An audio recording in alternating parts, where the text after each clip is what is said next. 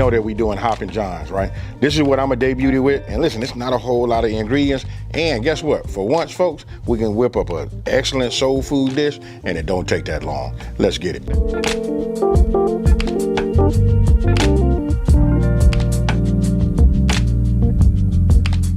Listen, I'm not finna add no olive oil or nothing to it. This is bacon. It's gonna pretty much, you know, render its own fat, right? So look, I think I'm gonna go ahead and take these out. You see this on the bottom of the pan right here? Come on, talk to me, folks. Let me know down in the comment section below. What is that? That's right, you got it. Right, so look, I'm gonna drain and keep some of that, you know, that fat in here. We just put this right here like that and let it just continue to cook, and then it's gonna dry out and become crispy.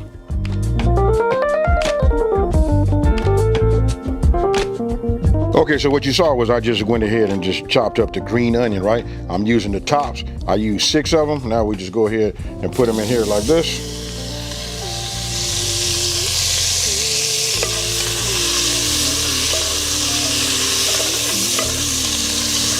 Look, just after a couple of minutes, then we want to add our celery and then our bell pepper.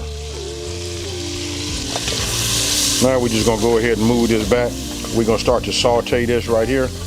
And listen, we're gonna start to pick up some of this. Look, you can see how it just starts to come up with very little bit of resistance, right?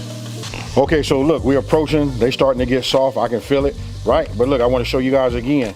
Look at this right here. I'm just rubbing this flat edge like this.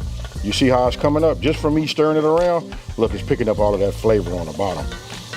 This is the difference between us going to like a regular restaurant, you cooking at home, or you going to a high-end, authentic, you know, something Creole or soul food. It's these little things like that where some people, when they new, they feel like they burning it, but that right there is the flavor, folks. Okay, so this is coming along great, right? Loving that. So now the next step is, look, I'm gonna add my rice, and I'm gonna show you guys, this is the way I do it. Look, add your rice, right? Before I put my liquid in, you know what I mean? I do it like this, so this can absorb, you know, a concentrated flavor of everything that we was picking up. Again, I want you guys to look at this down here. You see how all that fun came up off the bottom of there? That's just a heads up, folks. So I just let it cook with a little heat. I adjust my heat and bring it up a little bit to like a medium, I'm gonna say about a medium high. This is where we want to be right now. But I like to just put this flavor and get it concentrated inside the rice. These little things like this is what separates all of us from the rest of them. So after about a couple of minutes, I just say about 1.5 minutes to 2 minutes, right? We let that cook, and then we come with the chicken broth. Okay, so look, after about 1.5 minutes, close to 2 minutes, look, I'm gonna go ahead and bring my broth in. Just wanna check my flame. Cool, we on a medium high. We wanna bring that up because we're gonna simmer. Now, we came up with, look over here. You remember we had the rest of our seasonings right here? This is when you add them all, boom.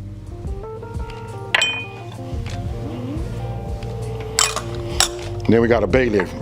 I'm gonna wait till it comes up to it, you know, once we see that rolling boil, you know what I mean, then when I adjust it to simmer, then I'll drop that in there.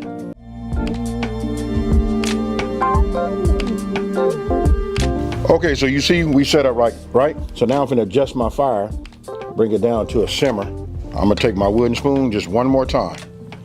We finna add that bay leaf, and that's gonna bleed off of that, and that's gonna make the taste over the top too. Now, 10 minutes. Okay, so check it out. My timer just went off. Go ahead and look in the inside of here right now. Look at that right there. Ooh-wee. Oh yeah. I'm gonna go ahead and move this. And let's go ahead and get this bay leaf out. Right? So, now we're gonna go ahead and add our beans. Then let me grab this bacon. And then we just mix it up, and then we're gonna simmer a little longer for about, I guess about 10 more minutes. Look at that right there, folks. Now I want you guys to let me know down in the comment section below. You know, do you know about Hoppin Johns?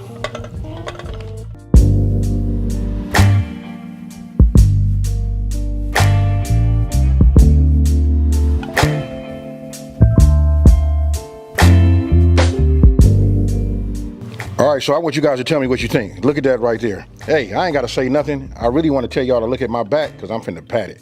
This right here is fire, folks. So look, I'm gonna go ahead and just get me some of this right here. Look at that right there, nice and hot. Ooh. Listen to my voice, folks. I tell you, things change when you know you did something right. You know what I mean?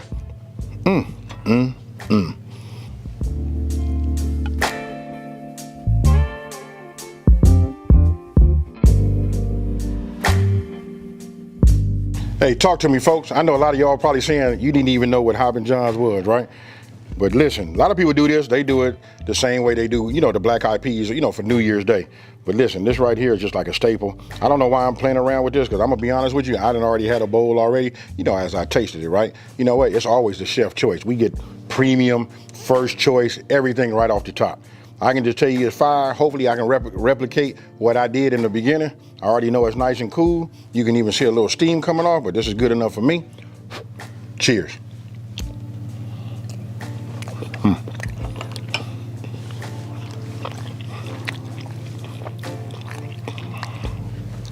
That bites.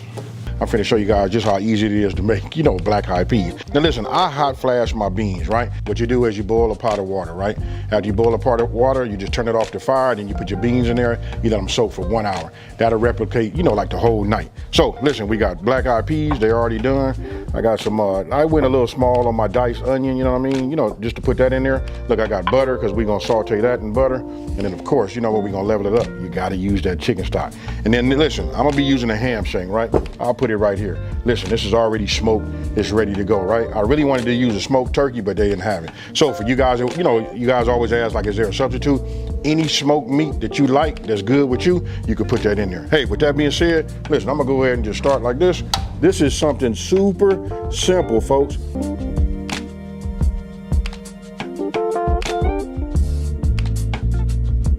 Now that my butter's melted, just go ahead and add this. Now look, this is gonna add a lot of flavor, folks. Okay, so these are really ready, right? So now what I wanna do is, I could just tell you this. Now we just made some infused butter, right? Because we just put them onions in there.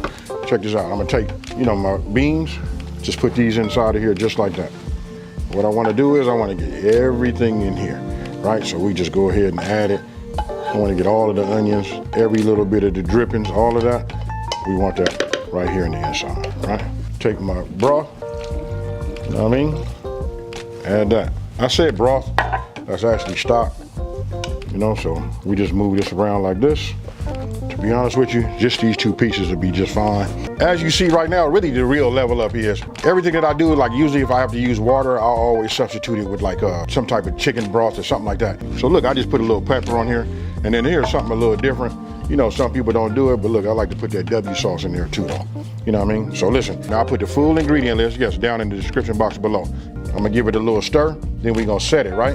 Now, if you wanna do it on low, like say you wanna do this and you got all the time, you know what I mean, and this is for like a dinner. You can do this and you can set it on low. If you're gonna do low, I'm gonna say you can do it anywhere between 5 and 6 hours, right? But when I do it on high, that's what I'm getting ready to do right now, I'm gonna set it on 4 hours, and we're just gonna take a look at that. You know what I mean?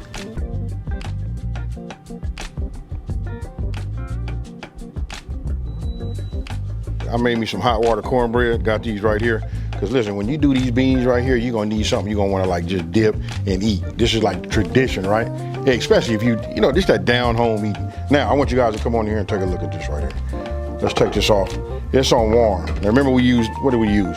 We used the chicken stock, right? So you can see it, you can still see it's got a little bit of liquid in here. Look at this, look at how soft the meat is.